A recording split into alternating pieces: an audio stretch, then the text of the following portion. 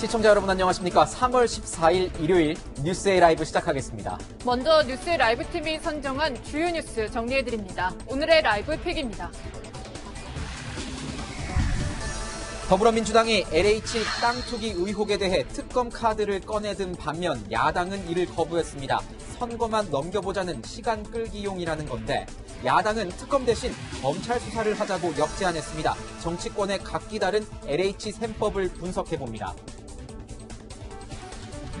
문재인 대통령이 퇴임 후 쓰게 될 경남 양산 사저부지를 두고 여야 간 설전이 거세지고 있습니다.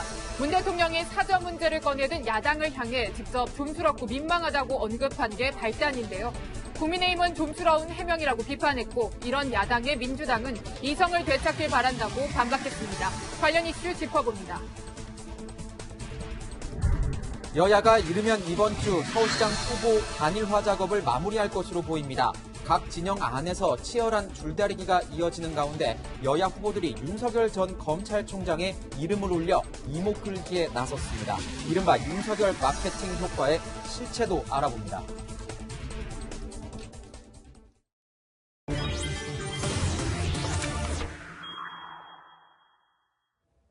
네, LH 땅 투기 의혹부터 살펴보겠습니다. LH 사태가 터지면서 민심이 들끓고 있습니다. 반면 어두운 소식도 뒤따르고 있습니다. 개인의 죽음을 보도하는 데에는 조심하겠습니다. 다만 LH 직원들이 투기에 연루된 사안의 중요성을 고려하지 않을 수 없는 만큼 공적인 범주에서 보도를 이어가겠습니다. 먼저 지난 12일 숨진 LH 간부 소식부터 짚어보겠습니다. 네, 2018년부터 19년까지 전북 지역 본부장을 지낸 이 간부는요, 내사 대상이 아니었지만 수사가 예고된 직원 중 3명과 함께 일했습니다.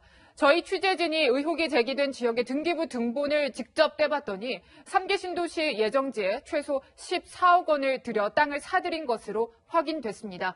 황규락 기자의 리포트 보시고 관련 분석 이어가겠습니다. 지난달 3기 신도시로 지정된 경기도 광명시 노은사동. 지난 2018년 빈 땅 한 필지 900여 제곱미터를 LH 전북본부 직원 A씨가 3억 1,500만 원에 매입했습니다. 그런데 같은 날 A씨가 매입한 땅과 사실상 한 필지로 보이는 바로 옆 2,600여 제곱미터도 거래됩니다. 8억 8천만 원에 4명이 공동 매입했는데 이 중 3명의 주소지가 전북 전주입니다. 두 거래 모두 매도자도 같았습니다. A씨와 나머지 매수자들의 관계는 확인되지 않았지만 원래 하나였던 땅을 알고 지내던 사람들끼리 쪼개서 매매한 걸로 추정됩니다. 상가가격을 받을 수 있다라고 할 수 있는 신도시 개발했을 때 법안에 나와 있는 게 1,007m 이상이에요. 그래서 그렇게 300 몇 평씩 분할해서 LH 전북본부에서 토지 판매 업무를 맡았던 직원 B씨는 A씨가 매입한 땅과 1km쯤 떨어진 곳의 땅을 매입했습니다. 수풀이 우거진 말 그대로 임야인데 6억 원 넘게 주고 매입했습니다. 또 다른 직원 C씨도 경기 과천사업단에 근무하던 아내 등 3명과 공동명의로 4,000제곱미터 정도의 땅을 15억 원에 샀습니다. 매물 없어요. 매물 나와도 저희들이 일부러 세준 것들 나가가지고 나무 심으려고 하우스들 설득하고 그러더라고요. 이 밖에 숨진 간부와 근무 시기가 겹치지 않지만 전북본부 출신 퇴직자 2명도 수사 대상에 오르면서 전북본부 내부에서 조직적인 정보 공유가 있었는지가 수사의 관건이 될 전망입니다. 채널A 뉴스 황규락입니다. 네, 관련한 뉴스 분석 3분과 짚어보겠습니다. 구자웅 동아일보 신동아팀 차장, 김관우 계명대 교수, 김태현 변호사와 함께합니다. 어서 오세요. 네, 지난 12일 숨진 채 발견된 LH 간부 소식부터 저희가 좀 짚어보겠습니다. 이 간부는 사실 경찰의 수사 대상에도 오르지 않았습니다. 그런데 유서에는 지역 책임자로서 책임을 통감한다. 이런 내용이 담겨 있었습니다. 구자웅 차장님, 네. 어떤 내용을 언급을 한 걸까요? 어떤 의미였을까요? 책임을 통감한다. 네. 그런데 이제 이분이 직접 그 수사 대상자는 아니지만 지금 수사 대상자에 올라 있는 3명이 이분이 전북 지역 본부장을 할 때 함께 근무를 한 인연이 있다고 합니다. 네. 네. 그런데 지금 이제 그 가장 크게 문제가 되고 있는 것은 과연 LH 직원들이 미공개된 이 신도시 정보를 이용해서 투기를 했느냐 안 했느냐 그것이 지금 관건 아닙니까? 그런데 이 함께 근무한 직원들이 그 투기에 가담을 한 의혹이 있고 그 책임자로 있었기 때문에 혹시라도 미공개 정보를 이 본부장이 건네준 거 아니냐. 이제 이런 의혹이 싹트고 있는 상황입니다. 물론 이것은 추정이기 때문에 이게 그 국수본의 어떤 수사를 통해서 밝혀져야 될 문제입니다만. 네, 추정이죠. 네, 네. 그런데 이제 유서에 나타난 어떤 이제 국민들께 어떤 그 사과의 말씀을 드리고 이런 이제 그 극단적인 선택을 한 것으로 봤을 때는 혹시라도 이분이 미공개 정보를 직원들과 공유한 거 아니냐 이런 의구심이 싹트있기 때문에 아마 국수본에서는 그 점을 이 투기, 땅을 산 이 직원들과 이 본부장과의 관계가 어땠는지, 주고받은 메시지가 어떠했는지를 아마 수사를 통해서 밝혀내야 될 것으로 보입니다. 앞으로 수사 방향이 그렇게 흘러갈 수도 있을 것 같다 이렇게 짚어주신 건데요. 그렇습니다. 네, 그리고 좀 연이어서 LH 관련한 어두운 소식들이 전해지고 있습니다. 이제 파주에서도 LH 직원이 숨진 채 발견이 됐고요. 사실 경찰의 어떤 투기 첩보는 입수가 됐다라고 하지만 뭐 접촉은 아직 안 한 단계였다라고 해요. 뭐 교수님 저희가 보이기에 그만큼 좀 LH 직원들의 심적인 부담감이 크다 이렇게 볼 수 있을까요? 심적인 부담감도 크고 사실 LH가 관여된 영역이 그만큼 폭넓다. 뭐 이렇게 네. 좀 봐줘야 될 것 같아요. 왜냐하면 이분이 지금 연루된 부분은 사실 제3기 신도시, 제2기 신도시와 관련이 없어요. 이건 파주와 관련된 제2순환고속도로와 나들목 부근에 이제 투기를 한 그런 어떤 의혹이 있는 그런 부분인데 네. 이제 그렇다 그러면은 LH가 뭔가를 이제 사업을 할 때 이런 대규모 신도시 택지 개발 외에도 이런 뭐 고속도로라든가 뭐 이런 것들의 주변의 어떤 관련해서도 투기가 이루어질 수 있다는 그런 어떤 정황이 이 부분에서 나타난 것이고 그래서 뭐 조사는 분명히 다 해봐야 되겠죠. 네. 어떤 것이 원인이 돼서 이분이 이제 극단적 선택을 했는지 모르겠지만 이러한 부분들을 이번에 깨끗하게 정리하는 그래서 다시는 이런 일들이 반복적으로 발생하지 않도록 하는 것이 우리가 이번에 해야 되는 일이 아닌가 이렇게 생각합니다. 근데 이게 지금 보면은 이게 어느 한 지역에 국한된 내용이 아니라 전국적으로 지금 거의 계속 확장이 되고 있습니다. 모든 의혹들이요. 인천 계양에서도 투기 의심 정황이 발견됐는데 변호사님 보니까 그 지역에 이 값비싼 소나무들이 심어 있었다는 사실을 저희가 확인을 했습니다. 그러니까 저기 이제 소나무 같은 경우에 그냥 다른 단순 나무도 아니고 비싼 금송이라는 거 아니겠어요? 네. 그러면 저게 이제 보상가가 높게 잡힌다는 거죠. 지금 보면 400제곱미터 크기의 땅에 어린 소나무 2,000그루가 심어져 있다는 사실을 확인했거든요. 네, 그래서 이제 좀 보상가가 높게 잡히니까 이거 혹시 정보를 알고 움직인 거 아니냐라는 의심사가 충분하죠. 물론 뭐 부동산에 보는 안목이 있는 사람이 저기 계양이 어느 순간에는 반드시 저게 신도시 지정이 될 거야. 그럼 내가 저기다가 미리 땅을 사고 금송을 심어두면 보상을 많이 받겠지. 라고 미리 투자를 해놨을 가능성을 배제할 수는 없는 건데 그게 사실은 그렇게 사람이 거기다가 빈 땅을 사놓고 거기다가 나무 막 심어서 딱 웅크리고 기다리는 게 쉬운 건 아니잖아요. 그렇다고 보면 저기가 개발될 거라는 정보를 알고 좀 움직인 거 아니냐는 걸 합리적 의심은 가능은 하죠. 물론 그게 진짜 정보를 이용해가지고 투기를 한 건지 아니면 미리 투자를 한 건지는 좀 조사나 수사를 통해서 밝혀져야 되겠지만 합리적인 일반인의 평균적인 지식 수준 생각해 봤을 때는 저걸 아마 정보를 가지고 미리 움직였을 가능성을 저는 배제할 수는 없다고 봅니다. 아니, 변호사님, 저희가 그냥 봐도 이 신도시 발표 직전에 3배 이상의 이 토지 거래 건수가 나오는 거예요. 이 한국 부동산원 통계 정보 시스템. 뒤져만 보면 나옵니다. 이 뒷북 조사 얘기 나올 수밖에 없을 것 같아요. 왜 사전에 이게 감지가 안 되는 겁니까? 무슨 사전에 뭐를 감지한다는 말씀이죠? 이 토지 거래 건수가 이렇게 늘어나면 의심 정황이 있을 수 있는데 왜 보지 않느냐는 거죠. 근데 뭐 이런 건 있을 거예요. 뭐 저도 뭐 그죠 조사 업무를 담당하는 사람은 아닌데 뭐 모든 거를 지금 감시를 켜놓고 실시간 감시해가지고 토지 거래가 늘어나니까 거기 들어가가지고 무슨 조사하고 뭐 이런 것들이 어떤 범죄의 첩보가 있지 않은 이상 그 행정조사권을 막 남용하는 것이 사실 조금 문제는 될 수는 있거든요. 그게 네, 그렇죠. 그다음 행정- 검찰의 수사권도 네. 의심이 된다. 그래서 뭐 검찰이 저기 인천 계양에 막 늘어나는 게 투기가 있을 것 같은 걸 내가 한번 조사해 볼까? 범죄 촉포를 가지고 막 수사하고 영장 치고 막 그래요. 그럼 검찰에 과잉 수사 얘기할 거 아니에요? 아닙니까? 범죄 혐의가 없는데 이렇게 그렇죠. 들어가는 건 문제가 될 수 뭔가 있다. 네. 하나에 대한 지금 이 LH 같은 경우에는 제보가 있었고 그래서 기자회견이 있었고 언론에 관심이 있었고 뭔가 이 트리거가 되는 이게 있으니까 지금 조사도 하고 수사도 하고 하는 거지 일상적인 상황에서 지금 보니까 분명히 의심되는 건 있죠. 거래가 증폭하고. 근데 네. 당시에 만약에 자 인천 계양에 신도시 발표하기 전에 토지 거래가 막 3배가 늘어났어. 그러니 행정조사를 한번 해보자. 또는 검찰이 수사를 하겠어. 아직 근거가 없는데. 그러면 분명히 행정조사권 남용, 뭐 검찰권 남용 이 얘기 안 하겠습니까? 그러니 쉬운 건 아니죠, 그게. 네.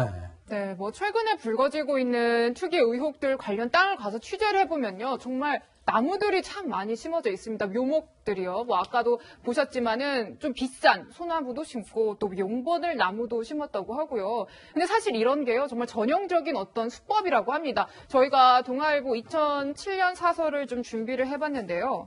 좀 같이 보시면 투기꾼 배불리고 국민은 덤터기라는 제목 아래에서 빈 땅에 과수 묘목이 여기저기 심어져 있는 유령 과수원도 있다. 신도시 지정 예상하고 토지 보상금을 누린 투기꾼들의 소행이다. 이런 문구가 있습니다. 이렇게 과거부터 지금까지 쭉 이어져 온다는 어떤 이런 수법 계속해서 얘기가 나오면요. 대표님. 뭐 신도시 정책에 대해서 정말 국민들이 신뢰를 할 수 있겠습니까? 흔들리지 않겠습니까? 그러니까 이번에 이제 광명, 시흥 그 3기 신도시의 경우에는 지금 문제가 되고 있는 것이 심지어 맹지를 구입을 하고 그 맹지에 네. 나무를 심어놨다는 거 아닙니까? 쓸모없는 땅에 나무를 심은 거잖아요. 네. 그리고 이제 뭐 용보들이라고 하는 뭐 그 일반인에게는 생소한 나무를 심었다고 하는데 이것이 1년에 뭐 1m씩 굉장히 빨리 자라는 나무라고 합니다. 이 나무를 심은 이유가 이제 밝혀졌는데 왜냐하면 이런 토지 보상비를 책정을 할 때 네. 심겨져 있는 나무 그루수 곱하기 이 나무를 다른 곳에 옮겨 심을 때 비용이 얼마나 드는지 이걸 이제 토지 보상비로 산정을 해서 주다 보니까 그냥 땅을 수용하는 것보다는 나무가 심어져 있을 때 이걸 이식하는 비용을 다 보상을 하다 보니까 더 많은 보상을 노리고 이런 나무를 심어 놓은 거 아니냐 이런 이 추정이 나오고 있는 겁니다. 네. 그러니까 물론 그 나무를 팔아서 뭐 수익을 올리려고 하는 순수한 그 임업자도 있을 수 있겠지만 네. 지금 문제가 되고 있는 광명 시흥의 경우에는 맹지에 그런 나무를 심었다라는 것은 투기 목적 아니냐 이런 그 의혹이 싹트고 있기 때문에 아마 이런 부분도 이 국수본의 어떤 수사를 통해서 이 밝혀야 될 대목이 아닌가 하는 생각이 듭니다. 네. 경찰 수사 진행 중입니다. 그런데 이런 혼란을 수습하고 공급 대책을 이제 지휘할 LH 사장 자리는 공석입니다. 이 상황에서 정부는 차질 없는 공급 계획을 강조하고 있습니다. 어떤 내용인지 보겠습니다. 2사 주택공급 대책을 포함한 부동산 정책은 이미 발표한 계획 그리고 제시된 일정에 따라 차질 없이 추진해 나갈 것입니다. 지자체 등의 추천을 받아 사업 여건이 우수한 후보지를 선정하여 3월 말까지 공개토록 하겠습니다. 또한 15만 호 규모의 자녀 신규 공급택지 입지도 사전에 철저한 준비와 검증을 거쳐 계획대로 4월 중 발표하도록 하겠습니다. 7월로 예정된 제3기 신도시 사전 청약 일정도 향후 관련 조사와 수사 진행 상황과 관계없이 계획대로 진행해 나갈 것임을 말씀드립니다. 홍 부총리 내용이 많은데 말이 빨라서 그렇지 굉장히 길었습니다. 자, 내용은 이겁니다. 조만간 공급계획 계속 차질 없이 우리 진행하겠다. 근데 의혹 해소도 안 된 마당에 계속 공급하겠다. 이런 사인을 주는 게 시장에서는 어떻게 받아들이실 것 같습니까? 교수님. 그 부동산 시장이 사실 불안정하잖아요. 그러니까 이 부총리 입장에서는 어떤 방향성을 강력하게 이제 시사할 필요성이 분명히 있는 거죠. 그래서 이사 공급 대책은 흔들림 없이 하겠다. 그래서 시장의 어떤 물량 같은 것들이 이 부족함이 없도록 하겠다는 것을 이제 강조를 하고 있는데 저는 이 부분에 대해서는 사실 뭐 어떤 이 강조점이지 지금 현실적으로는 이게 정비의 어떤 시간이지 추진의 시간은 아니거든요. 네. 그러니까 국토부 장관도 사실상 이제 사표를 낸 것이고 LH 공사 사장도 지금 공석이잖아요. 3개월째 공석입니다. 그러니까 이걸 뭐 강력하게 추진할 수 있는 상황은 아닙니다. 하지만 저는 이 부분에 대해서는 사실 조금 공백이 있다고 하더라도 네. 인적인 어떤 정비를 제대로 해야 되는 어떤 시점에 와 있는 것인데 이걸 무작정 추진한다는 것이 나중에 가서 오히려 더 혼란스러울 수가 있거든요. 그래서 저는 이 부분에 관해서는 뭐 대통령도 나가는 이제 국토부 장관에게 좀 기초 정비를 잘 해놓고 나가라 뭐 이렇게 이제 당부를 한 것처럼 기초 정비는 하겠지만 사실은 새로운 장관이 들어오고 새로운 사장이 들어와서 강력하게 좀 추진을 해야 되겠죠. 또 하나가 지금 이 시기가 사실 대선 국면입니다. 대선 국면이기 때문에 뭐 여야 후보를 막론하고 이 부동산 문제를 비켜갈 수 없어요. 하기 때문에 이사 공급 대책은 아마 강력하게 추진할 것이고 정부 여당 뭐 이 부분에 대해서 뭐 아주 강력한 지원 뭐 이런 것들이 뒤따를 수밖에 없는 그런 어떤 환경적 조건이 있습니다. 네. 그래서 저는 이 부분에 대해서는 뭐 지금 부총리가 얘기한 대로 어느 정도 우리가 안심하고 지켜볼 수 있겠다 이렇게 생각합니다. 네, 지금 이 논란이 계속 불거지자 변창흠 장관에 대한 이제 거취 문제가 불거지고 있고 청와대에서는 사의 수리는 했지만 최종 수리는 나중에 좀 시간을 두고 하겠다라는 입장을 밝혔습니다. 그러니까 시한부 장관이 된 건데요, 변호사님. 지금 뭐 청와대는 그런 입장이지만 여당에서는 재보궐 선거도 있고요. 3월 안에 좀 정리를 해야 되지 않겠냐 이런 얘기들도 나온다고 해요. 특히 여당뿐만 아니라 지금 박영선 후보의 어떤 선대위 캠프 차원에서는 굉장히 다급할 겁니다. 지금 뭐 아직 선거는 아직 공식 선거운동 기간은 열리지 않았지만, 그러니까 승패는 알 수는 없지만 어쨌든 야권 입장에서는 윤석열 총장의 등판, 그 다음에 LH 사태 이렇기 때문에 이건 두 개는 전부 다 박영선 후보에게 악재로 될 수밖에 없거든요. 더군다나 지금 이번 서울시장 재보선뿐만 아니라 내년 대선에도 최대 이슈가 부동산인데 네. 이 부동산 정책을 조금 그래도 좀 야심차게 시작했던 이사 부동산 대책이 이거 시작부터 투기 의혹 때문에 지금 좌초되게 생긴 거 아니에요, 여당 입장에서는. 그러니 아마 박영선 후보 측에서는 변창흠 장관의 조기 경질을 지금 건의하려는 것 같아요. 그런데 어제 이제 대통령의 대책, 그러니까 시한부 경질, 역대로 아마 이런 형태의 경질은 없었을 거예요.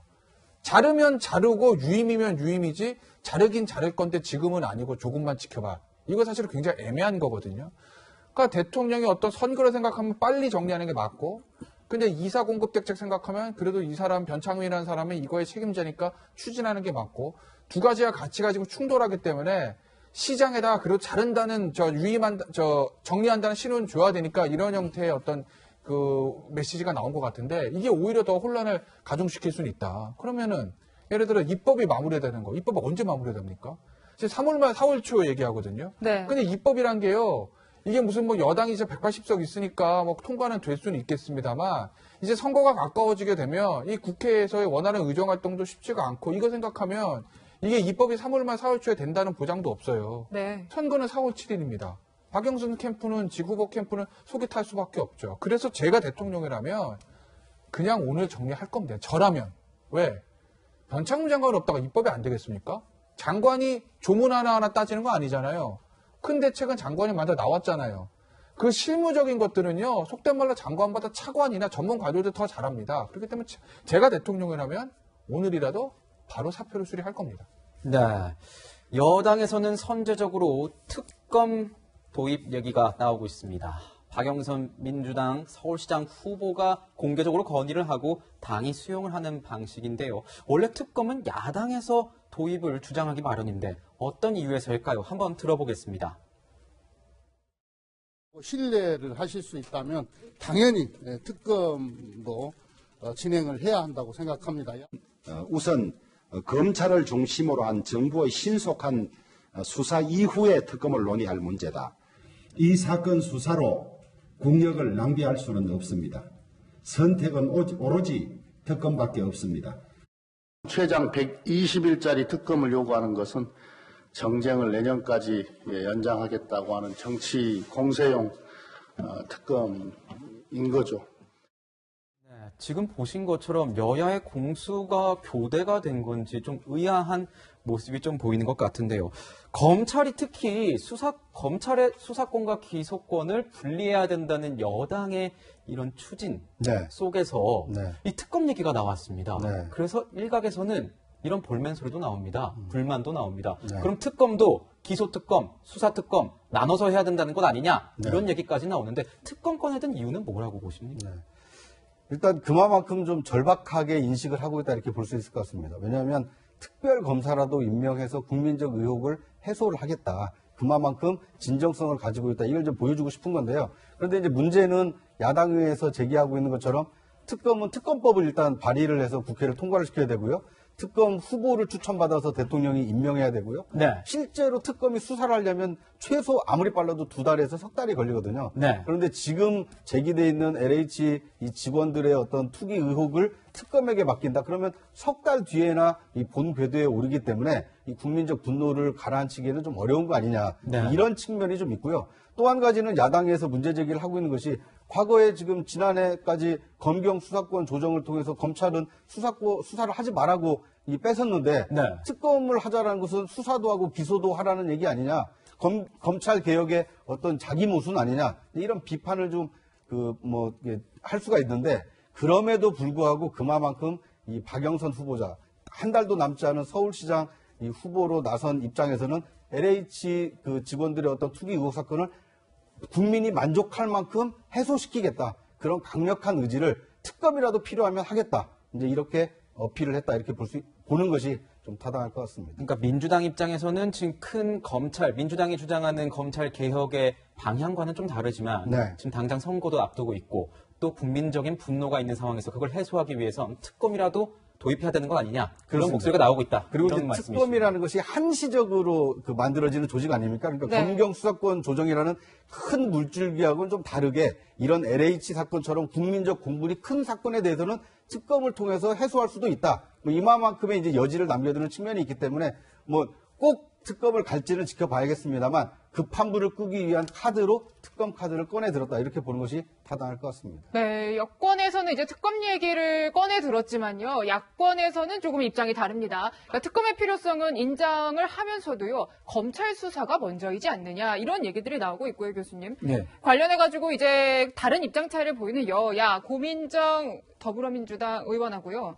윤희수 국민의힘 의원하고 SNS에서 정말 거세게 설전을 벌이고 있더라고요. 근데 설전하는 건 굉장히 좋은데 이렇게 네. 좀 그 말의 수준이 네. 조금 너무 낮게 내려가는 거는 좀 보기 안 좋지 않나. 몸과 정신 상태가 걱정된다. 이 정도까지 내려가면 우리가 이제 국회의원들 간의 어떤 설전이다라고 얘기하기 좀 어렵지 않나 싶습니다. 그러니까 수위보다는 수준이 문제다 그렇죠. 이렇게 말씀하시는 거군요. 문제고요. 내용을 갖고서 좀 치열하게 논쟁하는 장면이 필요하다. 그러니까 특검이냐 검찰 수사냐 이거잖아요. 쟁점은. 네.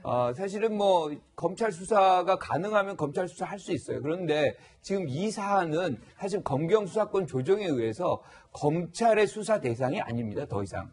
이미 이제 합동특별수사본부가 차려져 있고 네. 국가수사본부가 주체가 돼서 지금 수사를 하고 있어요. 그래서 특검이 만약에 이루어진다면 사실상 이 특별수사본부가 갖고 있는 수사 자료들을 다 이전을 시켜주고 협조를 하는 그런 대기 상태까지도 다 예상을 하고 있거든요. 그래서 저는 중장기적으로 보면 이 사안은 사실 국민의 이 공분을 일으킨 거잖아요. 상대적 박탈감이 얼마나 큽니까? 그래서 이번에 다시는 이제 이런 것들이 재발이 안 되게 하려면 대대적인 조사와 네. 완전한 어떤 근원적인 어떤 대책을 이제 만들어야 되기 때문에 저는 특검도 필요하다고 봐요. 하지만 지금 당장에는 지금 시간이 필요하니까 지금은 이제 합동특별수사본부로 추진을 계속 수사를 하고 그것이 이제 나중에 이전되는 걸 원활히 하면 된다. 지금 검찰 수사 얘기는 사실상 검경수사권 조정에는 맞지 않는 것이기 때문에 지금 윤희숙 의원이 다시 한번 바라볼 필요가 있겠다 이렇게 생각합니다.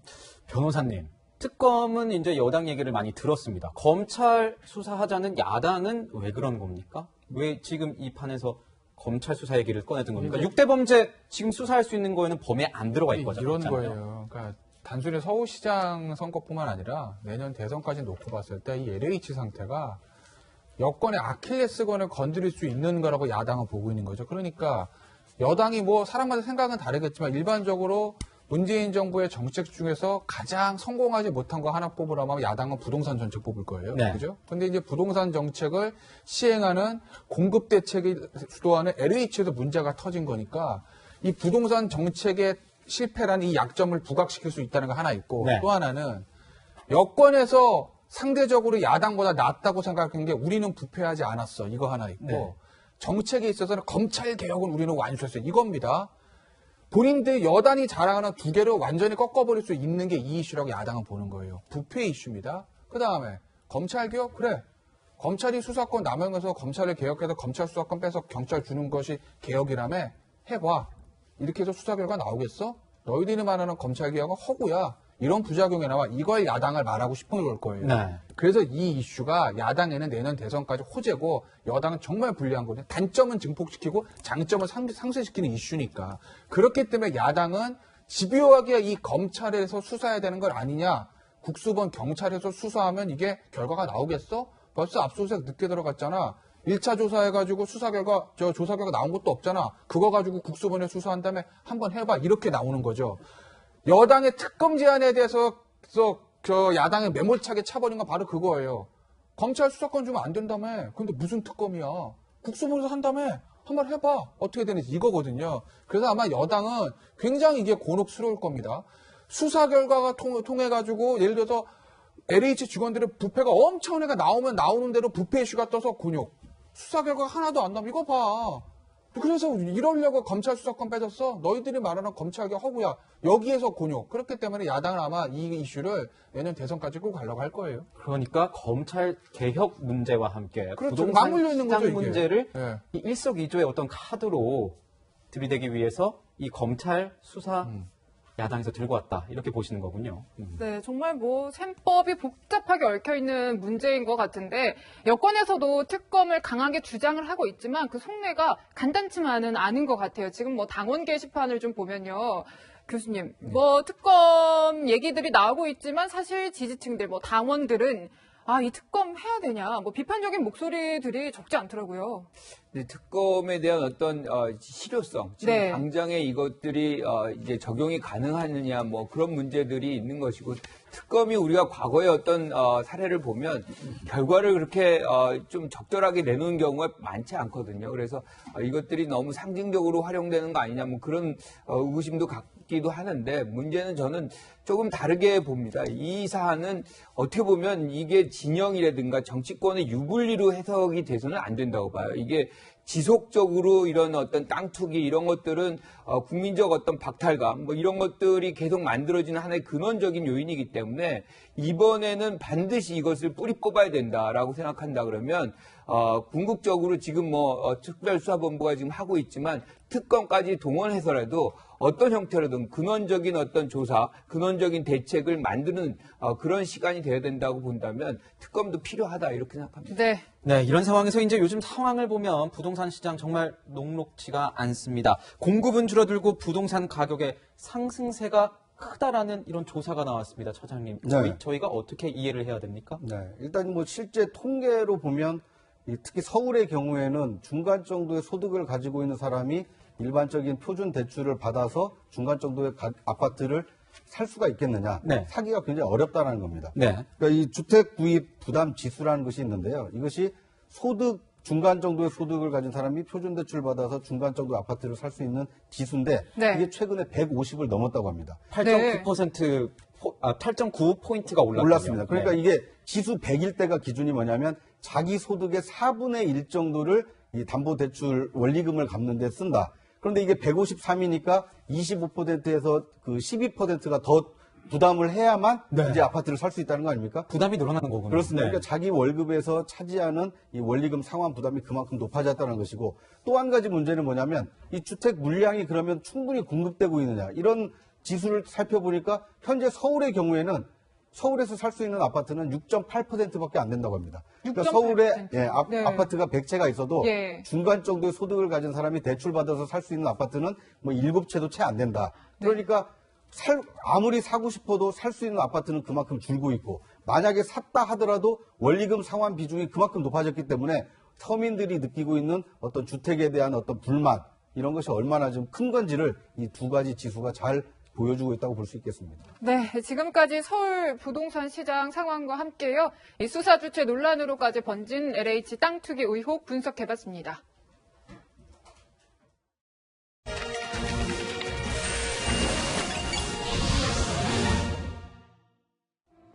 1911년 중국 청나라 말기 아큐라는 날품팔이 농민이 있었습니다. 마을 사람들에게 조롱을 당하거나 구타를 당하기 일쑤였던 아큐였지만 자존심이 강했던 그는 항상 승리를 거머쥐었습니다. 바로 정신승리법 덕분입니다. 동네 건달들에게 얻어맞을 때에도 그는 오히려 아들놈한테 살짝 맞은 걸로 치지 뭐 요즘 세상은 막대 먹지 않았어 라며 마음의 평안을 얻었고 동네 사람들이 벌레 취급하면 나를 경멸할 수 있는 제1인자는 나뿐이야 라는 궤변으로 스스로를 달랬습니다. 나쁜 일이 생기면 자기 뺨을 때리고선 때린 것도 나지만 맞은 건 또 다른 나니까 이건 다른 사람을 때린 것과 마찬가지야 라며 패배를 승리로 바꿨습니다. 부조리한 당대의 현실을 비판하는 소설로 명성을 쌓은 중국의 대문호 루신의 작품인 아큐 정전 속 내용입니다. LH 투기 의혹으로 민심이 들끓는 요즘 우리나라에도 현대판 아큐들이 등장한 걸까요? 직장인 익명 커뮤니티에 LH 직원으로 추정되는 사람들이 올린 글은 황당해서 실소가 나옵니다. 한두 달이면 지나간다. 안 잊고 오면 이직해라. 아큐가 울고 가겠습니다. 여권에서는 검찰 탓이 대세입니다. 3기 신도시 얘기는 이미 2018년부터 있었던 얘기죠. 저로서는 그런 수사권이 있을 때는 뭐 했느냐 하는 측면을 지적하지 않을 수 없습니다. 박근혜 전 정권 당시 여당이 관련 법안을 통과시켜주지 않아 약이 된 것이라는 주장도 나옵니다. 여권 일각에선 내부 정보를 이용한 부동산 투기는 계속 쭉 있어 왔던 것. 현 정권은 그것을 똑바로 들여다볼 용기와 해결할 의지가 있는 최초의 정권이라는 글까지 공유되고 있습니다. 그렇다면 야권은 다를까요? 이번 싸움은 우리가 이겼다. 국민은 우리 편이다. 라고 생각하면서 선거기간 호재라고만 보는 건 아니겠죠. 대여 공세만 있고 그 중심에 국민은 없는 것 같습니다. 대안은 도대체 어디에 있는 겁니까? 국민 앞에서 너부터 먼저 따지는 건 뭡니까? 이 정부의 주체가 되는 민주당, 집권 여당부터 먼저 하자라는 의견을 민주당에서 용기 있게 받아주셨으면 하는 바람입니다. 지금 국민들이 원하는 건 서로를 탓하며 책임 떠넘기기 하라는 게 아닙니다. 공정의 가치를 짓밟은 이들을 가려내고 죄가 있다면 합당한 벌을 받게 해달라는 겁니다. 이 시대 수많은 아큐들에게 고합니다. 정신 차리십시오. 지금까지 화나요 뉴스였습니다.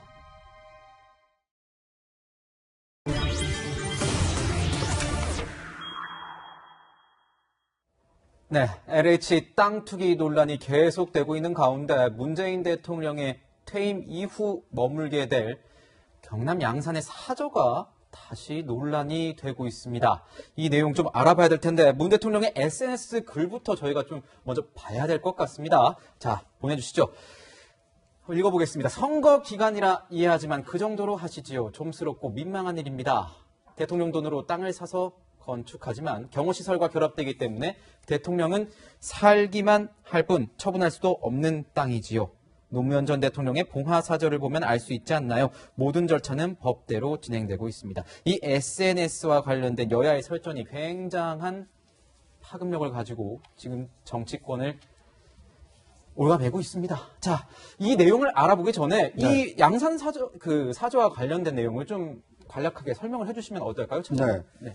이 대통령 경호법에 따라서 이 대통령이 퇴임을 하고 나면 이제 기거하게 되는 사저에 이 대통령 경호를 위해서 이렇게 경호동을 짓게 되어 있습니다. 네. 이것을 위해서 지난해 4월에 문재인 대통령과 이 대통령 경호처가 함께 이제 경남 양산에 있는 땅을 한 1,100평 정도를 샀습니다. 네. 그런데 이제 5필지를 샀는데 그 5필지 가운데 2필지가 이렇게 밭으로 돼 있었습니다. 네. 그러니까 밭은 이게 건물을 지을 수가 없는 땅 아닙니까? 그렇죠. 그러다 보니까 올 1월에 그 형질 변경을 신청해서 네. 건물을 지을 수 있는 대지로 이제 전환을 했는데 이것을 이제 야당에서는 아니 밭을 사서 이 대지로 전환했으니까 이제 투기 목적이 있었던 거 아니냐, 그만큼 경제적 이득을 보게 되는 거 아니냐, 이렇게 공세를 펴고 있는 겁니다. 그런데 이제 문재인 대통령 입장에서 보면 내가 퇴임 후에서 살 집을 사긴 하지만 내가 나를 위해서 샀기보다는 네. 경호실 직원들이 머물 숙소를 짓기 위해서 형질 변경을 신청해서 형질 변경을 한 건데 농지에서 대지로 바꾼 것이다. 그렇습니다. 네. 그런데 이제 그것을 뭐 투기 목적이다 이제 이렇게 정치 공세를 하다 보니까 이제 그만하시죠. 이렇게 이제 좀 어떻게 보면 이제 애둘러서 좀 이렇게 자제를 시켰는데 문제는 이제 그 다음 표현이 있었던 것 같습니다. 뭐 이제 좀스럽다라는 표현 때문에 상당히 좀 논란이 커지고 있는 상황입니다. 네, 지금 뭐 정리를 해주셨는데 그러니까 지금은 형질 변경을 했지만 처음에 살 때는요 농지였다라는 겁니다. 근데 우리나라 이제 농지법상 농지를 사려면은 농업 경영 계획서를 제출을 해야 돼요. 그래서 이제 문 대통령 내외도 그 농업 경영 계획서를 제출을 했고 거기에 영농 경력 11년이라고 적었다라는 건데요, 교수님. 네. 문 대통령이 농사를 지었던 적이 있었는가요? 그러니까 그 잘 틈틈이 몰라서요. 네. 내려가면서 이제 농사를 짓고 했던 그런 부분이 네. 있는 거죠. 우리가 이제 농지를 살 때는 그걸 뭐 거기 상주를 반드시 해야 되는 건 아닙니다. 실질적인 경작이 이루어진다 그러면 그걸 이제 구매할 수가 있는 거죠. 문제는 사실 5필지 산 것 중에 2층 집이 있어요. 그거는 이제 본인이 이제 거주할 예정으로 돼 있는 건데, 네. 2필지가 지금 대지, 이제 농지로 돼 있는 거죠. 근데 이걸 형질 변경으로 해야 되는데, 거기다 뭐가 들어서냐면, 경호동이 들어서거든요. 그렇죠. 만약에 이걸 형질 변경을 안 하고 그냥 거기다 지면 불법이거든요. 네. 그러면 불법을 저지르라고 지금 얘기를 하는 겁니다. 그러니까 저는 이 부분에 관해서는 사실은 야당이나 뭐 이런 분들의 어떤 그 공세가 지나치다, 과하다 이렇게 생각을 하고요. 또 양산에서 이걸 형질 변경해주면 저는 양산에서 굉장히 좋은 마음으로 했을 거예요. 왜냐하면 대부분의 대통령들이 서울에 그냥 거주합니다. 네. 이렇게 내려가서 지방의 어떤 거점을 만들어주고 이렇게 할 때 지방의 어떤 활성화도 되고 뭐 많은 분들이 또 찾아서 뭐 찾아뵙고 또 얘기도 하고 그런 것들이 지방에도 도움이 될 거 아닙니까? 이제 그런 차원에서도 사실은 뭐 형질 변경 충분히 해줄 수 있는 것이고 이런 것들을 좀 선의로 봐줘야 되는 것 아닌가. 그러니까 미국에서도 대통령들이 이제 뭐 예컨대 본인의 어떤 고향으로 돌아갈 때는 많은 혜택을 줘요. 그렇게 해서 이제 그런 것들을 격려해주고 지원해주고 하는데 네. 이런 것 자체를 하나하나씩 다 이렇게 형질 변경으로 돈 얼마 이득 가져가는 거 아니냐. 이게 따지고 보면 서울에 있었던 이제 뭐 이명박 전 대통령이라든가 박근혜 전 대통령하고 비교하면 한 5분의 1 가격도 안 돼요. 굉장히 사실 저렴한 가격의 어떤 집인데 이런 걸 갖고서 너무 논란을 만들어내는 것은 지금의 LH의 어떤 문제에 타고 가서 이런 문제를 또 확대 재생산하려고 하는 선거철에 활용하려고 하는 그런 의도가 아닌가 이렇게 생각이 드는 거죠. 네, 방금 교수님이 말씀해 주신 것처럼 뭐 가격도 가격일 뿐더러 이 땅을 팔아서 뭐 이익을 취할 게 아니라 대통령이 직접 살 것인데 이걸 마치 LH 투기 의혹과 연관을 지어서 하는 것. 이건 좀 무리수가 아니냐 이런 지적도 있습니다. 변호사님은 어떻게 보십니까? 대통령 얘기하는 것처럼 대통령이 이제 팔아서 이거는 이득을 취하지는 않죠. 근데 그거는 박근혜 전 대통령도 그렇고 이명박 전 대통령도 그런 거거든요. 근데 이명박 전 대통령 내곡동 사저가 문제된 건 2가지였는데 하나도 그때도 형질 변경이 있었습니다. 형질 변경에서 그때도 아마 경호동의 문제였을 거예요. 똑같아요. 경호동의 문제, 형질 변경의 문제. 그래서 형질 변경이 돼가지고 지가가 상승하면 결국 이 대통령 일가가 이득 보는 게 아니냐. 이게 당시에 야당인 지금 현 여당의 주장이었어요. 물론 이명박 전 대통령은 한 문제가 더 있었습니다. 아들인 시영씨 명의를 매입한 거. 그래서 이것을 일종의 상속이냐 증여세 면탈하기 위한 거 아니냐. 그런 2가지 이슈가 있었긴 있었는데. 그렇죠. 어쨌든 형질 변경해가지고 이득을 보는 거 아니냐. 이건 똑같거든요. 물론 뭐 대통령이 처분하진 않을 겁니다. 하지만 어느 순간에는 대통령 후대로 이게 넘어가는 거는 뭐 자연의 섭리 아니겠습니까? 그러면 결국에는 이득이 볼 수밖에 없는 거라고요. 근데 저는 이게 뭐 9개월 만에 농지에서 대지를 바꾼 게 투기냐 아니냐, 대통령이 뭐 처분하느냐 안 하냐, 이득을 보냐 안 보냐 뭐 이런 세세한 문제가 아니라 대통령 입장에서 보면 나는 어쨌든 법대로 한 거고, 네. 그리고 나는 처분해서 이거를 이득을 볼 생각도 없고, 그리고 경호동인 거고, 나는 억울하고, 야당이 너무 지나치게 정치공세를 하고, 뭐 이렇게 생각할 수 있을 겁니다. 네. 자연인 문재인 대통령 입장에서. 그런데 대통령이 야당의 정치공세, 다른 본인을 지지하지 않는 언론의 공세, 이런 것들에 대해서 좀 의연해야 되는 건 아닐까요? 그걸 굳이 좀스럽고 민망한 일입니다. 라고 SNS에 직접적으로 반발하는 게 과연 옳은 것인가라는 저는 그런 생각을 머릿속에 지울 수가 없어요. 또 하나, 대통령이 여러 이슈에 대해서 시시콜콜 다 SNS를 통해서 얘기를 말씀하시는 분이라면 그 와중에 이것도 얘기를 했겠다라고 생각할 수는 있는데 대통령이 부동산, 뭐 탈원전, 뭐 예를 들어 조국 전쟁 모든 이슈에 대해서 그렇게 시시콜콜 얘기하시는 분이 아니잖아요. 되게 이제 직접적인 언급을 안 하시는 분인데 유독 하나 이 문제에 대해서만 딱 들어와서 SNS에서 좀스럽고 민망한 일입니다라고 직접적으로 좀 표현을 하는 게 과연 이게 정치적으로 괜찮은 건가 하는 생각을 저는 지울 수는 없습니다. 네. 좀 이유가 있다고 생각해요. 그러니까 노무현 전 대통령이 사저로 내려갈 때 네. 그때도 이런 논란이 굉장히 많았어요. 아방궁 논란이 있었죠. 아방궁이다 해가지고 뭐 호화찬란하고 엄청나게 이제 그 부분에 대해서 비판을 많이 가했습니다. 그래서 일종의 매도 같은 그런 현상이 발생을 했는데 사실 지금 들여다보면 전혀 그렇지 않거든요. 문제는 그렇게 이렇게 프레임을 구성하고 마구 매도당하고 나서 사실이 아니었을 때 그 결과는 누가 책임을 지느냐는 거죠. 저는 이 부분에 대해서는 오히려 대통령이 선명하게 이렇게 선을 그어서 국민적 오해가 발생하지 않는 것이 오히려 바람직하다. 다시는 이런 부분으로 뭐 아방궁이다, 뭐 이런 얘기가 나오지 않도록 하는 건 뭐 저는 필요한 부분이다라고 생각을 합니다. 네, 지금 뭐 이제 대통령이 SNS에 올린 이 글의 본문도 사실 여러 가지 얘기들이 이어지고 있지만 그 밑에 댓글이 굉장히 많이 달렸습니다. 저희가 확인을 해보니까 오늘 오전까지 18,000개 정도 달린 것 같더라고요, 차장님. 네. 지금 근데 내용들이요. 네. 뭐 지지자 또 비판하는 사람 이렇게 완전히 확연히 갈린 것 같아요. 좀 어떻게 보세요? 네. 이게 뭐 사실 참 안타까운 일이죠. 어떻게 보면 이 5년 동안 대한민국 국정을 책임진 대통령이 퇴임 후에 뭐 안락하고 평안한 그 노후를 보낼 수 있는 사절을 뭐 그 예산을 들여서 짓고 또 아름답게 퇴임하는 모습을 좀 보고 싶은 국민들도 상당히 많을 텐데 네. 이 형질 변경을 둘러싸고 투기냐 아니냐 이제 이런 논란에 휩싸이다 보니까 대통령을 좋아하는 사람들은 대통령을 그 엄호하기 위해서 이제 상당히 댓글들을 많이 달고 있는 것 같고요. 네. 또 반대로 대통령을 비판하고 싶어하는 사람들은 다른 사람들의 투기는 놔두고 대통령의 투기는 그러면 봐달라는 거냐. 어떻게 보면 좀 일명 타당한 측면이 있거든요.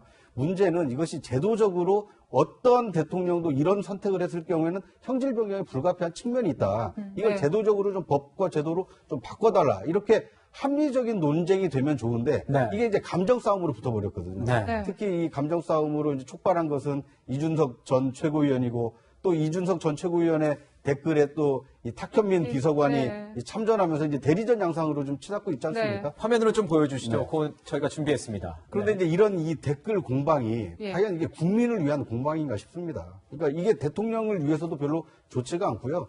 그러니까 자기의 감정, 자기의 어떤 뭐 지지하고 비판하는 이 성향을 드러내는 데는 좋을지 모르겠지만 이 사저 논란이 거세면 거셀수록 퇴임 앞둔 대통령에게도 좋지 않은 영향을 끼치고 또 누군가 다음에 누가 대통령을 하든 그분이 퇴임할 때 또 이런 비슷한 논란이 만약에 시골로 간다라면 이 빚어질 가능성이 크지 않습니까? 그렇죠. 네. 어떻게 보면 이 사저 논란은 악순환의 고리를 끊기 위해서는 어떤 논의가 좀 필요한지 법과 제도를 어떻게 바꾸는 것이 좋은 것인지 좀 생산적인 이 논의로 좀 바꾸면 어떨까 하는 생각이 듭니다. 우리 정치인분들이 우리 구자홍 차장님이 방금 발언을 꼭 보시고 명심하셨으면 좋겠습니다. 자, 이런 가운데 계속 얘기를 좀 이어가자면 여야 정치권 공방은 계속되고 있습니다. 그런데 문재인 대통령이 이렇게 발언을 적었을 때는 다른 의도가 있는 것 아니냐. 교수님 이런 얘기도 나오고 있습니다. 일각에서는 이 선거 기간에 친문 진영을 지지층을 결집시키려는 이런 의도가 아니겠느냐.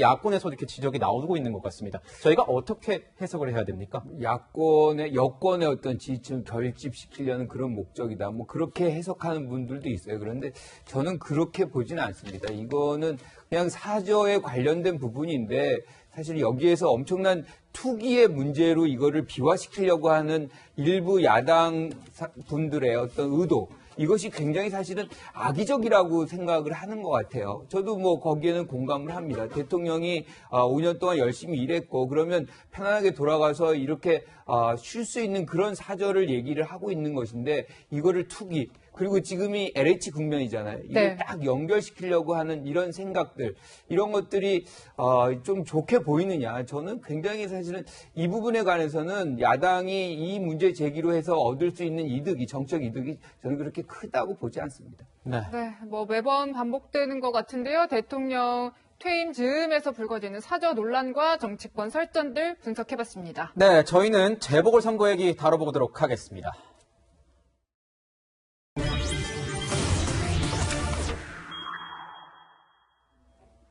네, 여야 모두 이르면 이번 주에 단일화 이뤄내서 최종 후보를 선출할 것으로 보입니다. 서울시장 선거전에서죠. 자, 야권 단일화 먼저 살펴보겠습니다. 양측의 신경전, 오세훈 후보와 안철수 후보의 신경전. 상당합니다. 그런데 단일화 협상을 두고 삐걱삐걱대고 있다는 소리가 여러 차례 들리고 있습니다. 비전 발표회 개최를 두고도 하는 거냐 마는 거냐, 협상 하는 거냐, 추가 협상 있는 거냐 없는 거냐, 이런 얘기가 계속 나오고 있습니다. 변호사님, 이거 삐걱대는 소리로 봐야 됩니까? 아니면 가는 그런 어떤 단일화를 위한 과정 중에 하나의 그런 해프닝들로 봐야 되는 겁니까? 어떻게 봐야 됩니까? 되기만 하면 되는 거 아니겠어요? 뭐 과정 중에 사실은 좀 삐걱댈 수도 있는 거죠. 왜냐하면 이 삐걱댄다는 거는 이제 한쪽에서 보면 아니, 단일화가 안 되는 거 아니야? 뭐 이렇게 볼 수도 있겠습니다만, 근데 지금 국민의힘도 그렇고 국민의당도 그렇고 3자 구도는 필패라는 걸 너무나 잘 알고 있기 때문에 단일화는 무조건 되긴 될 겁니다. 다만 그 되는 과정에 있어서 예를 들어서 양측의 지금 어떤 세가 좀 비슷하니 좀 심교류가 있는 것 아니겠어요? 그래서 뭐 단일화 가는 과정 중에 일시적인 진통이지. 저는 뭐 예를 들어서 며칠 전에 보니까 무슨 단일화 협상 과정에서 고성도 나오고 무슨 뭐 아무 소득 헤어졌다. 아니 처음부터 잘 되는 단일화가 어디 있어요? 당연히 고성도 나오고 그러는 거지. 아름다운 단일화가 돼야지 더 시너지 효과, 아름다운 컨벤션 효과가 있는 건 아니겠습니까? 아름다운 단일화는요, 단일화 된 다음에 오세훈 후보하고 안철수 후보하고 포옹하고 손 들어주고 누가 되든 떨어진 사람이 상대 선대본부에서 공동선대위원장 맡아서 공동주자 다내느냐 아니느냐, 이게 중요한 거지. 그 과정 중에 약간의 이견, 충돌, 고성, 감정성, 이건 어느 단일화든지 항상 있는 거예요. 그러니까 저는 이걸 가지고 단일화가 안 되는 거 아니야? 저는 그렇게 보지는 않습니다. 되긴 되되 조금 그 과정 중에 진통이 있을 수 있는 거죠. 네, 뭐 이 상황에서 이제 안철수 후보의 SNS에는 여러 가지 글들이 올라오고 있는데요. 내용이 보니까 국민의힘 당을 비판하지 뭐 후보를 비판하지는 않더라고요. 네. 어떻게 보면은 뭐 안철수 후보랑 오세훈 후보랑 단일화에 대해서 어느 정도 좀 교감은 잘 됐다 이렇게 볼 수 있을까요? 그렇습니다. 지금 뭐 단일화에 대해서 양 후보 간에는 얘기가 어느 정도 돼 있는 것 같은데 네. 문제는 이제 항상 악마는 디테일에 숨어 있다고 그러지 않습니까? 네. 그러니까 이제 단일화 문구를 어떻게 할 거냐, 토론을 어떻게 할 거냐, 이런 이제 이 세부 논의 과정에서 서로 이제 이견이 좀 노출이 되고 있는데, 당장 후보들이 합의한 첫 번째 약속이 오늘입니다. 네. 오늘 오후 3시에 과연 두 후보가 정책 비전회를 하느냐, 한다라면 단일화가 그 약속된 19일에 이루어질 가능성이 크다고 봅니다. 하지만 오늘 첫 그 관문인 정책 비전회가 만약 이루어지지 않는다라면 네. 19일 단일화도 좀 쉽지 않다. 쉽지 않다. 19일. 네, 왜냐하면 19일까지는 이제 후보 단일화, 그러니까 후보 등록하기 전에 단일화를 하자는 거고요. 그렇죠. 그러면 이제 플래카드가 한 사람만 붙습니다. 네. 뭐 오세훈이면 오세훈, 네. 안철수면 안철수. 그런데 후보 등록을 하고 나서도 선거 용지가 인쇄되기 전에는 두 사람 중에 한 사람만 이름이 들어가면 되거든요. 네. 네. 그러니까 플래카드를 붙여서 서울 시민들에게 출마했다는 걸 충분히 알리고 지지세를 충분히 확보한 다음에 선거용지 인쇄되기 전에 해도 되는 거 아니냐.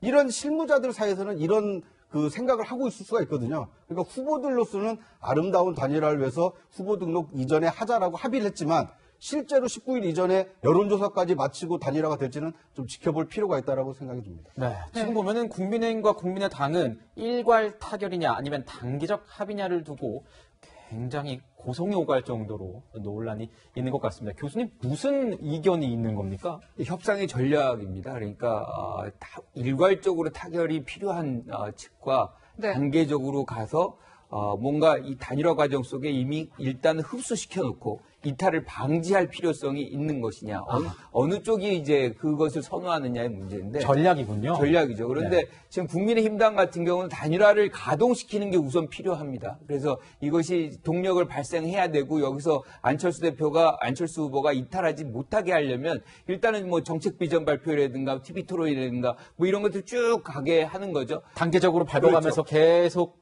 그러다 보면 데리고 거기서 오는 거군요. 이견이 발생해도 사실상 이탈하기 굉장히 어렵습니다. 명분이 이미 이제 꺾이는 거죠. 그런데 안철수 후보 같은 경우는 사실상 이렇게 일괄 타결할 때는 협상에서 자기들이 원하는 것도 훨씬 더 많이 받아낼 수 있어요. 아니면 판 자체를 깨겠다. 뭐 이렇게 한다 그러면 사실 3자 구도로서는 필패라는 것의 부담이 국민의힘당이 더 있기 때문에 사실상 어떻게 보면은 국민의힘당이 조금 더 양보해야 되는 모습이 이런 포괄 타결 방식에 더 있기 때문에 지금 안철수 후보 같은 경우는 포괄 타결 방식을 이제 선호하고 주장하고 아마 저는 궁극적으로는 그 방향으로 타결될 가능성이 높다. 네, 그렇죠. 좀 지금 이런 상황, 이런 분위기 속에서 이제 김무성 전 대표가 기자회견을 오늘 오후 3시에 한다고 합니다. 야권 단일화 관련해서일 것 같은데 사실 좀 야권 단일화 이런 부분에 대해서 좀 힘을 써왔던 김 전 대표가 기자회견을 오늘 갑자기 한다라고 하니까요. 변호사님 어떤 내용 나올까요? 궁금해요. 아마 김 전 대표 단독으로 하는 게 아니라 이제 네. 보수 시민단체와 같이 이제 한다는 것 같아요. 김 전 대표가 지금 뭐 현실 정치는 조금 물러난 있지만 어쨌든 야권에서 가장 정치력이 있는 사람 뽑으면 그래도 여전히 김 전 대표의 힘은 있는 것이거든요. 네. 수많은 경험들이 있고 야권에서 사실 김무성 전 대표만큼 큰 선거를 많이 치러보고 큰 판을 움직여본 사람은 지금 없습니다. 그렇기 때문에 더군다나 오세훈 후보와도 원래 친분이 있고 최근에는 안철수 후보하고도 좀 굉장히 가까워졌다는 어떤 일각의 보도가 있는 만큼 양측을 중재해가지고 단일화를 좀 촉구시킬 수 있는 그런 힘을 가지고 있는 사람이기 때문에 김 전 대표가 지금 앞장서서 이제 오늘 3시에 양 후보의 네. 단일화를 촉구하는 그런 어떤 기자회견을 하는 거죠. 그런데 이건 아마도 제 개인 의견입니다만 양 후보보다는 아마 김종인 위원장을 향한 메시지일 가능성이 높아요. 아, 김종인 위원장을 향한 메시지다. 앞서 안철수 후보가 SNS에 올렸듯이 후보 간의 얘기를 왜 당이 자꾸 비토란 이런 취지의 메시지 아니겠어요? 그러면은 오 시장하고 오 후보하고 안 후보하고 처음에 지난 주말에 맥주회동 했을 때 나왔던 메시지를 보세요. 그때 안 후보의 메시지를 보면 뭐 당도 좋고 실무팀도 좋지만 후보 간의 통큰 합의 얘기를 하고 그걸 오 시장이 흔쾌히 받았다 이런 보도가 있어요. 그 얘기는 뭐냐? 후보들끼리 어느 정도 우리가 그랜드 박인 해보자는 얘기가 됐다는 거예요. 그런데 실무선에서 당 측에서 자꾸 이제 뭐랄까 이견이 나오니 그 부분을 아마 안 후보는 SNS를 통해서 얘기를 하는 거고 아마 김무성 전 대표의 오늘의 메시지도 글쎄 어떻게 나올지 모르겠습니다만 후보 간의 통큰 합의를 주문하고 김종인 비대위원장의 과도한 간섭을 좀 경계하는 그런 형태의 어떤 메시지가 나올 가능성이 좀 있지 않을까 저는 개인적인 그렇게 보고 있습니다. 구정훈 차장님은 어떻게 보십니까? 네. 일단 오늘 3시는 안철수, 오세훈 두 후보가 TV 앞에 나와서 정책 비전을 발표해야 되는 시간입니다. 근데 왜 그 시간에 두 후보는 안 나오고 김무성 전 대표가 나오는 거죠? 그만큼 야권 후보 단일화가 쉽지 않다라는 것이고요. 네. 아까 실무적으로는 19일 이전에 단일화하겠다고 후보 간에는 합의가 됐지만 실질적으로 어렵다고 보는 이유가 뭐냐면 서울시장 보궐선거입니다. 국민의힘은 제1야당입니다. 네. 그런데 만약에 19일 이전에 안철수로 단일화가 돼버리면 국민의당의 서울시당은 뭘 할 것이며 서울시당의 각 당협위원장들은 뭘 할 겁니까? 안철수를 위해서 선거운동 할 겁니까? 그럴 당원들과 당협위원장들이 충분히 오세훈 후보를 알리고 오세훈 후보로의 단일화를 할 수 있는 시간을 줘야 된다라는 논리가 국민의힘 내부 실무자들 사이에 상당히 강합니다. 네. 그렇기 때문에 이게 안철수 후보 얘기처럼 통큰 단일화가 쉽지 않은 거고요. 그런 점을 감안해보면 오늘 김무성 전 대표가 오세훈, 안철수 두 후보가 정책 비전을 해야 될 시간에 자신이 단일화를 촉구하는 기자회견을 한다는 것 자체가 단일화가 상당히 좀 난항을 겪고 있고 앞으로도 순탄치 않은 과정을 겪게 되겠구나라는 것을 좀 짐작케 하는 대목이 아닌가 하는 생각이 듭니다. 순탄치 네. 않을 것이다 이렇게 말씀을 해주셨군요. 물론 저는 전격적으로 안철수, 오세훈 두 후보가 만나서 이렇게 하면 공도 동망이다.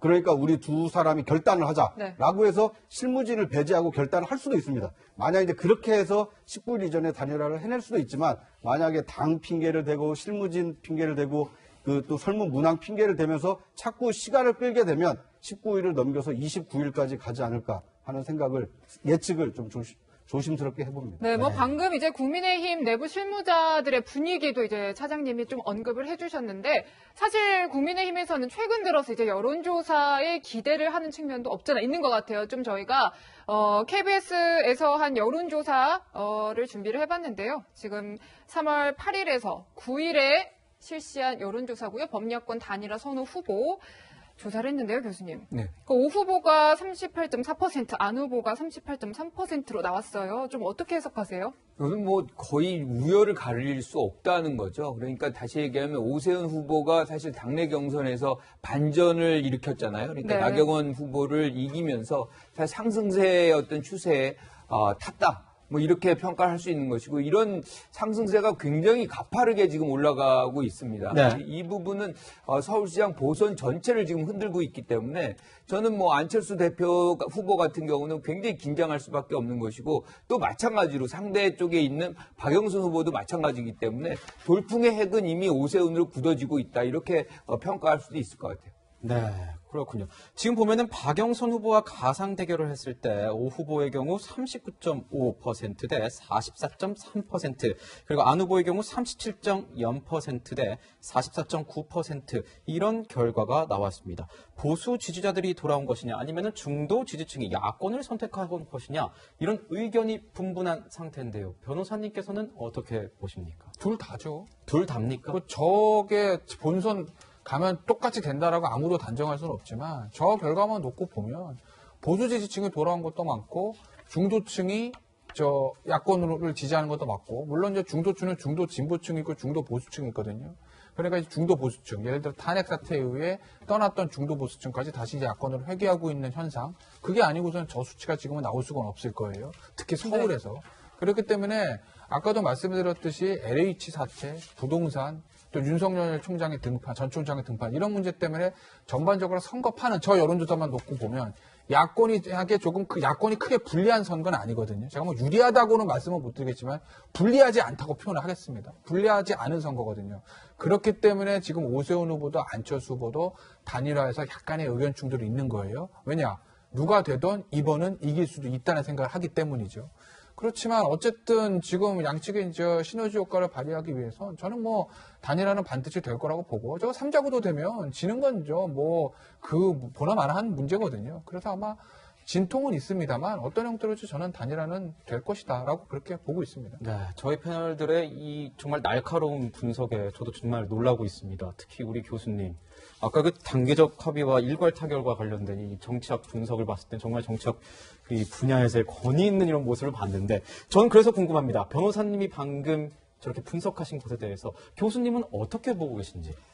그러니까 지금 뭐 3자에 대한 어떤 부분에서 필패라는 것은 다 인식을 하고 있죠. 그런데 누가 사실 후보가 되느냐, 양보를 해야 되는 입장에서는 또 다르게 해석이 될 수가 있거든요. 네. 그러니까 안철수 후보 같은 경우는 요번에 후보가 안 된다라고 하면 정치 무대에서 벗어날 수밖에 없는 마지막 장면일 수가 있거든요. 그 네. 가능성이 매우 높습니다. 다시 얘기하면 양보라든가 타협이라든가 이런 부분에서 굉장히 하기 어려운 조건에 있다. 반면에 이제 오세훈 후보 같은 경우는 그런 부분에서 처음부터 안철수 대표가 입당하면 저는 불출마할 수 있다. 그러니까 굉장히 사실 온건하게 지금 접근하고 있어요. 그래서 만약에 이제 오세훈 후보로 뭔가가 단일화되는 가능성이 높아진다면 이 단일화 안 될 수도 있는 가능성이 열려 있다, 이렇게 봅니다. 네, 뭐 이렇게 선거가 다가올수록 윤 전 총장, 윤석열 전 총장의 인기는 날이 갈수록 높아지는 것 같습니다. 관련 목소리 모아봤습니다. 네, 관련 목소리 저희가 준비했는데요. 후보별로 한번 들어보시죠. 지금 현재 거론되고 있는 윤석열 총장과 뭐 다른 후보와의 관계를 봤을 때 저하고 가장 편하게 연락할 수 있는 사람일 겁니다. 아마 윤석열 전 검찰총장께서 정치권에 관여하는 일, 특히 이번 선거에 관여하는 일은 없을 겁니다. 그 말씀은 윤석열 전 총장과 이미 지금 교감이 오가셨나 봐요? 네, 그렇습니다. 윤석열 전 총장이랑 대구에서 한번 보신 적이 있으실까요? 언제쯤 만나셨고 어떤 이야기를 좀 나누셨는지. 아마 대구 지청에 이렇게 좌천되어 있을 때였던 것 같아요. 검사 생활 중에서 가장 어려웠을 때, 그때 서울에서 만났습니다. 네, 뭐 여야 가리지 않고 이제 윤 전 총장에 대한 굉장한 관심들을 언급을 하고 있는데, 안철수 후보는 사실 청와대 청원을 했더라고요. 얼마 전에 보니까요. 근데 이게 LH 신도시 추기 의혹 관련한 글인데 사실 좀 더 눈길을 끌었던 거는 윤석열 전 총장의 마음을 담아서 이런 글을 올린다라고 썼어요. 어떻게 보셨어요? 그러니까 이제 그 정치인 안철수가 상당히 이제 좀 노련해졌다 이렇게 볼 수 있을 것 같습니다. 왜냐하면 이제 선거를 앞두고 있고 특히 단일화 여론조사를 앞두고 있지 않습니까?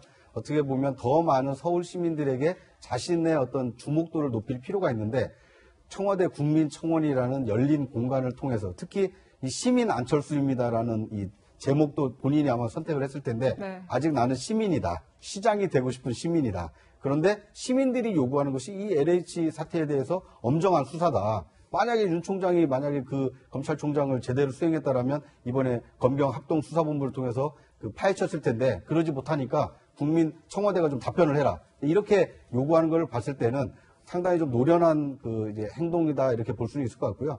다만 이제 그 국민청원이라는 이 툴이 얼마나 이제 진정성을 가지고 있는지는 좀 지켜봐야 될 것 같습니다. 네, 안철수 후보가 정치적으로 굉장히 노련해진 것이다 이런 분석을 해주셨는데 교수님도 그렇게 보십니까? 저는 일단 먼저 지적하고 싶은 게 뭐냐면요.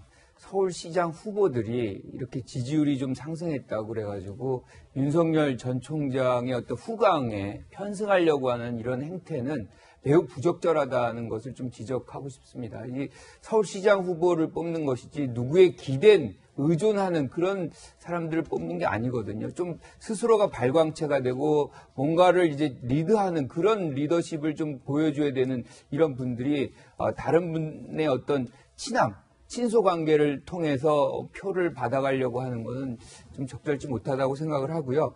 그 다음에 지금 이제 안철수 대표가 국민청원란에다가 뭔가를 이제 이 LH 사건에 대한 어떤 국민청원을 했어요. 검찰 수사를. 네. 저는 이 부분 굉장히 부적절하다고 봅니다. 부적절하군요. 이분은 네. 시민이지만 네. 공당의 대표예요. 네. 우린 대의 정치를 하고 있습니다. 네. 의석수 3명이나 갖고 있는 공당의 대표입니다. 그렇다 그러면 이 시민이 쓰는 이 권한을 갖고 있는 이 국민청원란을 왜 공당의 대표가 대의 정치라 그러면 본인이 나서서 입법 과정 속에서 이 문제를 해결해 나가고 정치를 통해서 이 문제를 해결해야 되는 분이 이렇게 시민들의 어떤 장소를 이 정치적으로 활용하는 것 저는 매우 부적절하다고 보고요. 이 부분에 관해서는 이 청와대는 답변할 필요가 없다 이렇게 생각합니다. 시민들의 소통의 장, 공론의 장을 공당의 대표가 빼앗았다 이렇게 말씀해 주신 거군요. 변호사님도 한 말씀 부탁드리겠습니다. 이거 어떻게 봐야 됩니까? 아니 대통령도 개인 SNS에다가 좀스럽고 민망하다고 그러는데 공당의 대표가 청와대 국민청원 게시판에 글 못 쓰는 이유가 있나요? 명확하게 갈리시는군요. 그렇잖아요. 그 안철수 대표 글 보면 마지막에 그런 얘기가 있어요.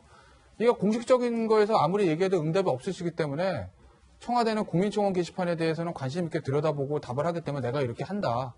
나도 이러고 싶진 않은데 어쩔 수 없이 하는 거야라는 취지의 글이 나와 있습니다. 그렇기 때문에 저는 청와대가 여기에 대해서 답변하고 안 하고는 청와대의 입장이겠지만 예를 요건 맞으면 그리고 이거 청와대 자유지만 안철수 대표도 이 정도 글은 저는 올릴 개인 시민 안철수의 자유는 저는 충분히 누릴 수 있다고 봅니다. 네, 두 분의 의견을 들어봤습니다. 네, 윤 전 총장 친분 관련해서 얘기들이 여기저기서 나오다 보니까 여권에서는 이런 미묘한 어떤 신경전도 벌어지고 있습니다. 지금 선거를 앞두고 있으니까 이제 김진애 후보랑 박영선 후보랑 토론회가 진행이 되고 있었잖아요. 네. 근데 이제 김진애 후보가 박영선 후보와 가장 편하게 연락할 수 있는 사이다라는 박 후보의 발언에 대해서 굉장히 좀 공격적인 접근을 했더라고요. 좀 어떻게 보셨어요? 네.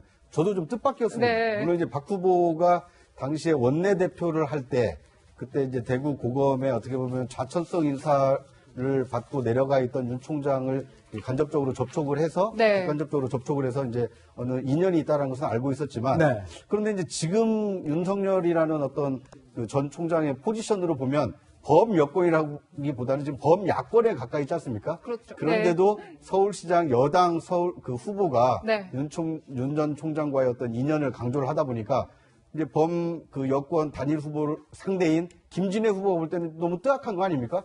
아니 우리 편인 줄 알았는데 그 상대 진영과 가까운 사람과 가까웠어? 진짜 진위가 어떻게 되는 거냐? 이제 이런 질문을 던진 겁니다. 또 공세 포인트로 삼은 거군요. 그렇습니다. 네. 이제 그러다 보니까 이 박 후보가 상당히 좀 이게 당황하면서 그런 너무 나갔다라고 하면서 이제 무마를 하긴 했는데요. 그만큼 유명인에 대한 어떤 마케팅은 좀 리스크가 있을 수 있다. 이걸 보여주는 예가 아닌가 싶습니다. 네, 보궐선거 앞두고 윤 전 총장을 둘러싼 정치권의 뜨거운 관심 분석해봤고요. 세 분 말씀은 여기서 마무리하겠습니다. 감사합니다.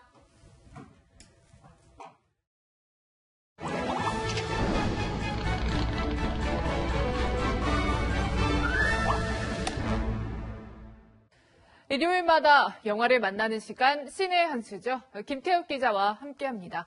자, 케이퍼 무비를 준비했던데 케이퍼 무비가 어떤 거죠? 네, 우리에게 익숙한 오션스 시리즈 그리고 도둑들처럼 범죄를 모의하고 실행하는 과정을 상세하게 보여주는 영화를 케이퍼 무비라고 하는데요. 네. 오늘 영화는 뛰어난 두뇌를 가진 학생들이 범죄에 가담한 공통점이 있습니다. 네, 이 천재 공학도가 금고를 터는 웨이다운부터 좀 소개해 주시죠. 네. 그를 자극한 건 공학기술의 결정체라는 은행 금고에 대한 기술적 호기심이었습니다. Because I not just looking for a solution to a problem. I don't know what the problem is. 200년 전 당대 최고의 천재들이 설계했다는 사실 외에 작동 원리도 어떻게 생겼는지도 알려지지 않은 금고를 열어야 합니다. 그것도 월드컵 결승전이 펼쳐지는 105분 안에 말이죠. 네, 스페인 영화인데 실제로 그 배경이 스페인이 월드컵에서 우승했던 그때예요? 네, 맞습니다. 축제 분위기 속에 벌어지는 아슬아슬한 은행 침투 장면이 긴장감을 더하는데요. La leyenda dice que hay un depósito de agua debajo de la fuente de las Cibeles que en el momento que tú intentas acceder a la caja fuerte se inunda. 실제와 픽션을 오가는 이야기가 몰입도를 높입니다. 네, 쭉 보니까 이 영화 주인공이 좀 어디서 본 것 같기도 하고 익숙하기도 해요. 네, 맞습니다. 우리나라 드라마를 리메이크한 굿닥터에도 출연하며 국내 관객들에게 익숙한 얼굴이죠. 아역 시절부터 탄탄한 연기력을 자랑했던 배우이기에 이번에는 또 어떤 연기를 보여줄지 지켜보는 재미도 있습니다. 참고로 이 영화가 스페인 영화인데요. 캠브리지 대학에서 언어 전공을 한 프레디 하이머가 교환학생으로 스페인에 간 적이 있다고 해요. 그래서 스페인어도 잘한다고 합니다. 네, 다음은 태국 영화죠. 네, 태국 영화 하면 옹박이 가장 먼저 떠오르실 텐데요. 배드 지니어스, 천재 소녀의 시험 부정 행위를 긴장감 넘치게 그린 영화입니다.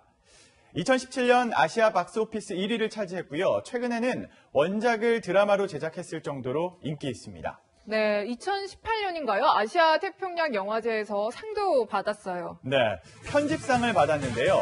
지우개에 답을 적고 신발을 이용해 전달하는 과정이나 스티브 잡스를 떠오르게 하는 모습으로 다른 학생에게 컨닝 계획을 설명하는 장면은 긴장감과 함께 재미까지 선사합니다. 네, 참 인상적인 부분이 이 영화가 태국 범죄 실화를 영화한 거더라고요. 그렇습니다. 시작은 순수하게 친구를 돕기 위함이었지만 규모는 점점 커져서 대학 입시에 답안 유출까지 하게 되는데요. 결국 돈이 오가는 사업이 된 겁니다. 네. 가난한 천재 학생이 자본의 논리에 지배되는 교육 현실을 꼬집었는데요. 우리나라의 입시 위주 현실과 겹치면서 공감이 많이 되는 영화입니다. 네. 자, 오늘은 스페인 액션과 태국 스릴러 영화 두 편 추천해드렸습니다. 자, 김 기자, 잘 들었습니다.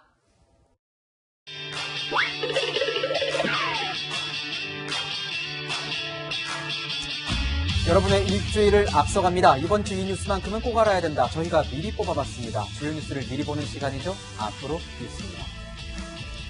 자녀 입시 비리와 사모펀드 관련 혐의로 1심에서 징역 4년의 실형을 선고받고 구속된 조국 전 법무부 장관의 부인 정경심 동양대 교수의 항소심 첫 재판이 내일 열립니다.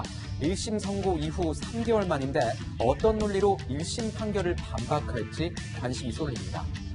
음반업계 최고 권위의 상으로 꼽히는 그래미 어워드가 우리 시간으로 내일 오전 열립니다. 방탄소년단이 지난해 발매한 다이너마이트로 베스트 팝 듀오 그룹 퍼포먼스 부문 후보로 올라 있습니다. 한국 대중음악 가수로는 처음인데요. 트로피까지 거머쥘 수 있을지 주목됩니다. 네, 이번 주에는 월요일에 주요 일정이 몰려있네요. 정부가 내일 코로나19 백신 2분기 접종 계획을 공식 발표합니다. 2분기엔 의료진 외에 만 65세 이상인 일반 국민을 대상으로 접종이 시작됩니다. 고령자 우선 원칙을 밝힌 만큼 만 75세 이상 어르신들이 가장 먼저 백신을 맞을 것으로 예상됩니다. 토니 블링컨 미국 국무장관과 로이드 오스틴 국방장관이 이번 주 수요일 취임 후 처음으로 한국을 방문합니다. 수요일에는 한미 외교국방장관 회담을 각각 개최하고 목요일엔 4명이 동시에 참석하는 2+2 회담이 개최되는데요. 한미 동맹의 대북 관계 설정에 변화가 있을지 관심이 모아집니다. 네, 홍앵커, 오늘 하늘이 그야말로 회색빛이었습니다. 미세먼지 정말 심한 거죠? 네, 그렇습니다. 오늘 초미세먼지 농도가요, 수도권과 강원, 영서, 광주와 전북 등에서 나쁨 단계 보입니다. 내일은 더 심각해질 것으로 보여서 서울과 경기, 인천에 미세먼지 예비 저감 조치가 내려진 상황입니다. 네, 봄날에 불청객이네요. 네, 기온은 어떻습니까? 네, 포근합니다. 서울 낮 기온 14도, 광주와 대구 16도로 예년보다 한 3도에서 4도가량 높겠습니다. 그렇군요. 얼마 안 있으면 벚꽃도 볼 수 있을 만큼 더 따뜻해지는 거네요. 이번 주 날씨 궁금합니다. 네, 공기질 안 좋은 날이 많고 기온은 높습니다. 주 후반에는요, 서울 낮 기온이 18도까지 오릅니다. 4월 중순 기온이고요. 내일 밤부터 모레 아침 사이 전국에 봄비 소식 들어 있습니다. 네, 저희가 준비한 소식은 여기까지입니다. 일요일엔 뉴스에이 라이브입니다. 시청해 주셔서 감사합니다. Mr. Blue Sky, please tell us why you had to hide